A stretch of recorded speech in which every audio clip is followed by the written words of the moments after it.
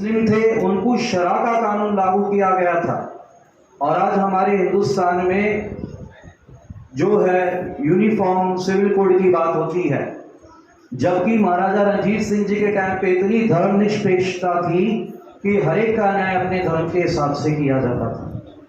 और फिर अगर देखा जाए महाराजा रणजीत सिंह जी के राज में जहाँ एक भी फांसी नहीं हुई और जो चोर थे उन्हें भी सुधरने का मौका दिया जाता था, और वह भी चोरी करने से हटके एक बारी की बहुत बड़ी बात, एक डाकू था, उसने कहा कि मैं महाराजा रणजीत सिंह जी को पकड़ लूंगा, और उसने इश्तिहार लगा दिया कि जो महाराजा रणजीत सिंह को मेरे पास लेके आएगा मैं उसे 1 लाख का इनाम दूंगा, जबकि आप वो खुद एक धार्मिक डाकू है।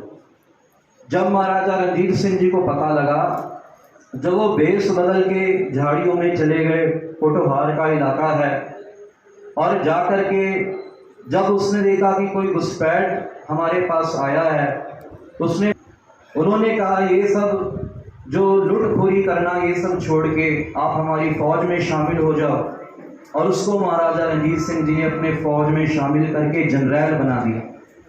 जब उनकी फौज की बात आती है, जहाँ पर हरी सिंह जी नलवा ऐसे बहादुर जिन्होंने एक बार में शेर के 2 टुकड़े कर दिए, कोई कहने की बात नहीं है, अंग्रेजों ने अपनी किताब में लिखा है। इसलिए उनकी फौज की ट्रेनिंग देखने के लिए अंग्रेज जो है खुद चल के आते थे। जैसे बाबा जी ने बताया, नेपोलियन जो फ्रांस का राजा था, जो कि बहुत ही यूरोप में बहुत प्रभावशाली राजाओं में से एक माना गया, उस नेपोलियन के 2 जनरल थे, एक जनरल वैंटूवर और जनरल एलाराड।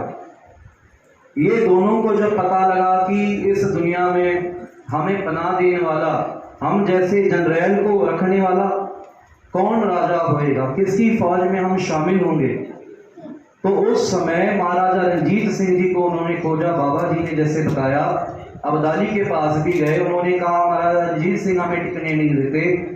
जब महाराजा रणजीत सिंह जी के पास आए तो फ्रांस में उन्होंने पत्र लिखा, और उनके जो दीवान थे मोहकम चंद जी, वो सारी भाषाओं का ज्ञान रखते थे, तो उन्होंने फ्रांस में वो पत्र सुनाया, और महाराजा जी ने उन्हें अपना जनरल नियुक्त किया।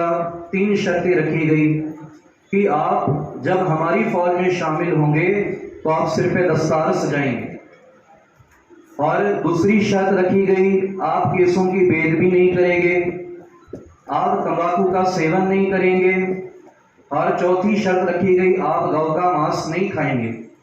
ये 4 शर्तों पर जनरल वैंटूवर और एलाराड को उन्होंने अपना जनरल बनाया। और तनख्वाह कितनी थी? 50,000। उस जमाने के 50,000 महाराजा रणजीत सिंह जी ने उन जनरलों को तनख्वाह दी।